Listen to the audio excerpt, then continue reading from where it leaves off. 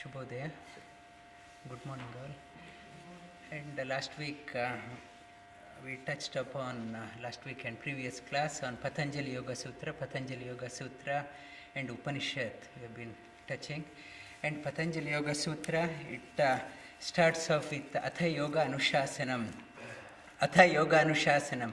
In the class, in the previous times, when they are starting a new chapter, they say, now on, it's a Atha Yoga Anushasanam. Now on, we'll talk about yoga. It's for the students to pay attention. And if it's a Brahma Sutra, they say, Atha Brahma Jijnasa. Now on, we'll think about the Supreme Lord. And Atha, if they are talking about Mimamsa chapter, Atha Brahma Mimamsa. Now on, we'll talk about Mimamsa or Yoga Shastra. That one meaning of Patanjali Yoga Sutra, first sutra. Now on, pay attention. We are talking about Yoga Sutra. That Yoga Shastra, we are talking about pay attention. Now on, we are discussing about Yoga Sutra. And Atha Yoga Anushasanam. And the second sutra, it talks about Chitta Vritti Nirodha.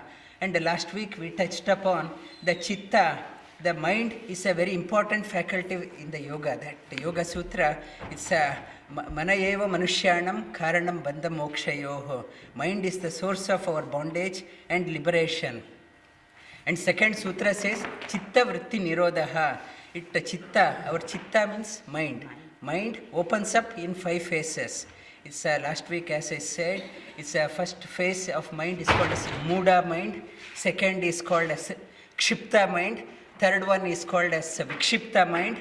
Fourth is called as Ekagra. Fifth is called as Nirodha. Muda mind is a lazy mind. Always lazy, letharginess, trying to find an excuse. It's a cold morning. So, sorry, I can't do practice. And I want to be under the rug. It's always finding an excuse, Muda mind, always lazy. Laziness, letharginess, it's a Muda mind. Second type is called as Kshipta mind. Kshipta mind is a highly rajasic mind. I do something provided there is a benefit for me. If there is no benefit for me, I don't want to do this one. It's only with self-interest only I will do. If there is any benefit, I will do that one. That is called as Kshipta mind. Third mind, talks about is Vikshipta mind. Sometimes if I get associated with energetic, dynamic people, motivated people, yes, I want to do that one. Sometimes I withdraw. It's a very unstable mind. Sometimes, yes, I am committed, sometimes I am not committed.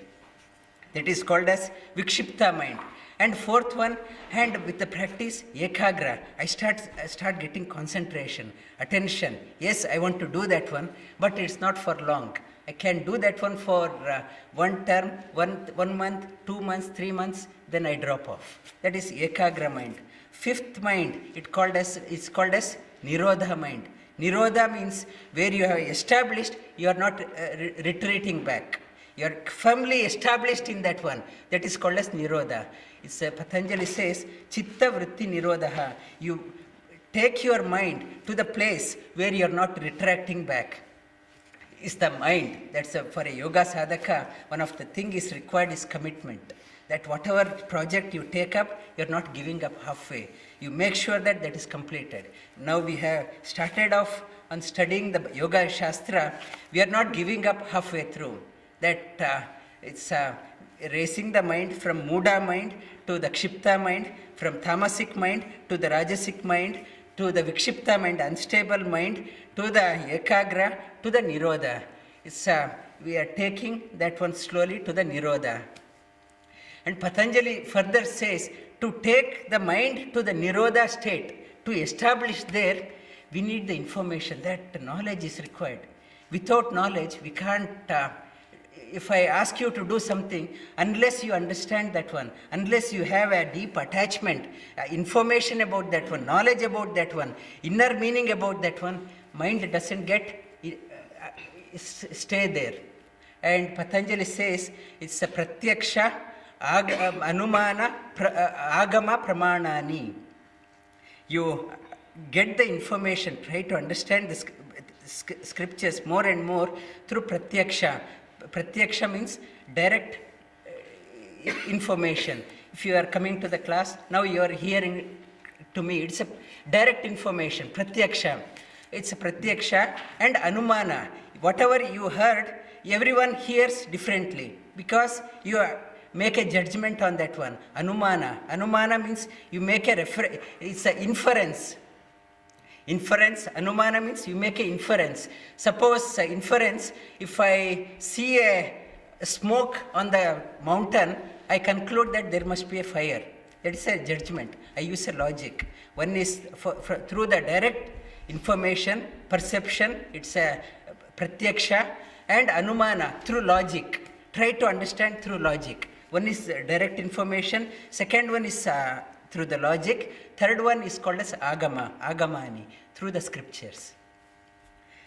Refer to the scriptures and go deeper, study deeper, and use the scripture as for the basis of information.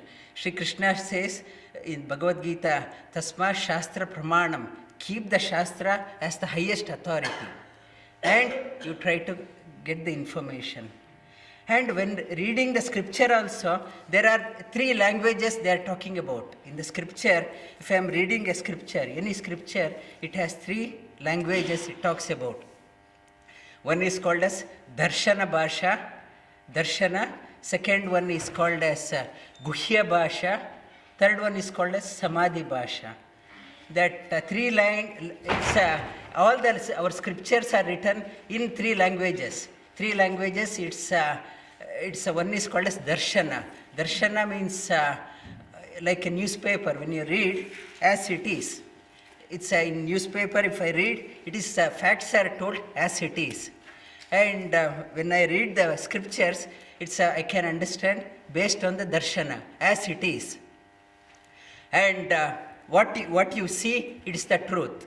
But scripture says, Shastra says, what you see, it is not only the truth.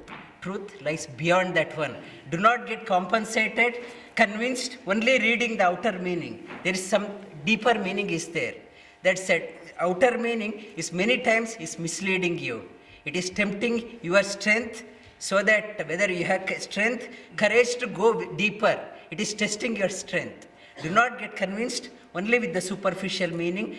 And Darshana Bhasha, what you read, it is not the ultimate truth.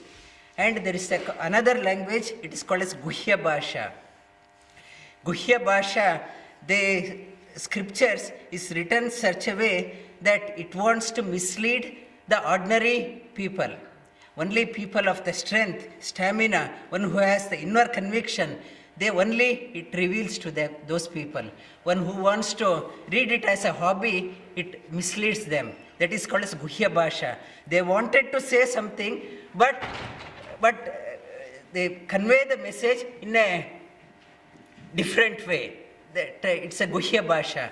Guhya Bhasha, for example, it's in Ramayana. Ramayana, many people they criticize that after the war was over, that Sita was Rama takes the Sita from Lanka, and Rama was not convinced that about the it's a chastity of Sita, that I don't accept Sita. I want her to enter the fire. I want to test her, this chastity. And many people they criticize how harsh Rama was. Was he a god? That it's testing that chastity of Sita. This is a Guhya Bhasha.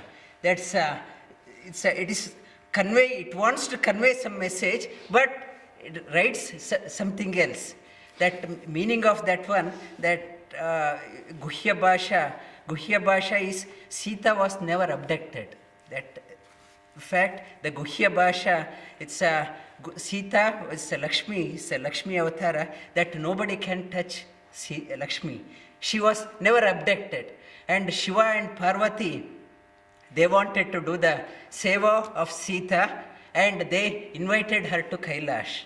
It was a divine play. Only Rama knew, only Sita knew, only Hanuman knew. Only 3 of them knew that one. And in that, the forest, and Sita went to the Kailash, and Indra in the form of Sita was there. And Ravana took Indra that it's a Sita Kriti. In Tulsi Ramayana also it talks about that one, Sita Kriti. Ravana mistook Indra as Sita and kept it there. And when the war was over, and Agni wanted to bring the real Sita back, so Indra went into the fire, real Sita came out of the fire. That is it's a Guhya Bhasha. But if you read it outer meaning, you get misled. That it misleads the ordinary people, that those who do not have it's a contemplative mind, it misleads those people. That is called as Guhya Bhasha. And Guhya Bhasha, another one is called as, we hear about Tattvamasi. Tattvamasi, meaning of that one, outer meaning is, you are that God. That when you read the scriptures, you have to read the past, present, and the future. Not get convinced with only one word. You got to see what is written in the past. And in the past, if you read that one, that in Chandogya Upanishad, it's a Shvetaketu. Shvetaketu was a very, very arrogant child. Father wanted to teach him a lesson. That it's a father, Uddalaka is teaching the very arrogant son that if you read the history, father never tell the arrogant child, you are a god. He is conveying a Guhya Bhasha and it appears that you are a god. But its a real meaning is Tattvamasi, Atattvamasi. It is the meaning of that one. There is a in between that Sa Esha Atma Atattvamasi. When it is elongated, Atma Tattvamasi. You can take Tattvamasi. When it is elongated, Atma means Atma Atattvamasi. You are not that one. You are under that one. That Guhya Bhasha, to understand that one, it's a lot of contemplation is required. And a third one is called Samadhi Bhasha. Samadhi Bhasha, occasionally truth is hidden as it is. It is told as it is. It's Darshana Bhasha, Guhya Bhasha, and Samadhi Bhasha. And to understand that one, it's a Abhyasa Vairagyam Tannirodha. Do the practice. To the practice, then only you can Tannirodha. You can elevate your mind to the Nirodha phase. Abhyasa Vairagyam Tannirodha. And to establish that one, Patanjali says in the further, Tasya Vachaka Pranava. Tasya Vachaka, that supreme. It's called as Pranava, Om, and Tad Artha, Tad Japa Artha Chintayet. That try to contemplate on the meaning of Om. Contemplate the meaning of Om. And supreme is called as Om. Understand, do the japa, do the contemplation on the meaning of Om. And last week in the Mundaka Upanishad, we talked about it's a Pranavo Danuhu Sharo Atma Brahma Talaksha Uchyate. It talks about Mundaka Upanishad says the bow is the Pranava, bow is the Om is the bow, and your soul is an arrow. Pull the arrow to such an extent, release the arrow and hits the target, hits the Supreme Lord in such a way that it doesn't move away. That, as I mentioned last week, that pulling the bow to the ear, pulling the arrow to the ear means use your hearing, hear, Shravana, hear that one and release. And pulling the bow means try to understand the meaning of Om. Om is, it's not just Om, not that one. Try to understand deeper meaning. Om is a bija akshara for everything. From Om, one letter Om became A, U and Ma, and A became Buhu, U became Buvaha, and Ma became Suvaha, and Bu became Tat Savitar Varenyam, U became Bhargo Devasya Dhimahi, Ma became Dhiyo Yona Prachodayat. It became 3-letter Gayatri. From 3-letter Gayatri became It's a Rigveda, first letter. It became Gayatri, became a Purusha Sukta. From Purusha Sukta, whole Veda came out. It's a seed mantra. Try to understand the seed. So when you try to, it's a contemplate on the seed mantra. Do that one. Abhyasa Vairagyam. Lot of contemplation. Tapas is required. Tapas, and to do the tapas, Bhagavad Gita in the 11th chapter, Sri Krishna says, to understand the Supreme, to understand me, Sri Krishna says, you can't understand me, you can't understand the Supreme through your tapas. I can do the tapas. Or through my strength, I can understand. Or through my charity, I do a lot of charity. Through that one, I understand. Or I do a lot of Havan, I do. Through Havan, he says, you can't understand. I know all the Vedas, all the Upanishad. No, you can't understand. I do the talk on Bhagavad Gita. I take yoga classes. I do pravachan. Through that one also you can't understand. And he says in the concluding chapter of 11th chapter, shloka of 11th chapter, Vishwarupa Darshana, Bhaktyastu Anyaya Shakya Aham Evam Vidhorjuna. Only through the devotion, only through the bhakti, you can understand this one. Not through any other means. It's only through the devotion you can understand this one. And he further says, devotee is not the one who sits and do the kirtan. He's not the one. He says, mat karma krit mat paramo, does all the actions with vigor. Bhakta is not the lazy person. He does all the things, mat karma krit, does everything as an offering to the Supreme. Thinks Supreme as the highest, thinks the Lord as the highest. And it's without any enmity with anyone, as a service to the Lord, does all the action. That bhakta is the greatest of the bhakta. Only through the devotion I can be attained that one. And after finishing that one, Sri Krishna, in the 12th chapter, Arjuna opens up. It's an interesting thing. Arjuna and Sri Krishna. It's a discussion between Arjuna and Krishna. Arjuna means white. Krishna means black. And the meaning of Bhagavad Gita, essence of Bhagavad Gita, Arjuna, what you think is white is not white. What you think black is not black, it is white. Arjuna means white, it is not actually white, it is black. And Krishna means black. What you think is black, it is not black, it is white. That is the message of that one. You got to go deeper to understand that one. That you see the light in Krishna. That's the message of that one. And we will start off. We have started off on Bhagavad Gita. We will repeat few shlokas. And last 11th chapter, Vishwarupa Darshana, we will repeat last two shlokas. Bhaktya Stvananyaya Shakya Aham Evam Vidhorjuna Jnatum Drashtum Cha Tatvena Praveshtum Cha Parantapa Matkarma Krit Mat Paramo Madbhakta Sangavarjitaha Nirvairva Sarvabhuteshu Yasa Mameti Pandava Arjuna Vacha Evam Satata Yuktaye Bhaktastvam Pariyupasate Echapyaksharam avyaktam Tesham ke yoga vittamaha Shri Bhagavan Vacha Maya Veshya Mano Yemam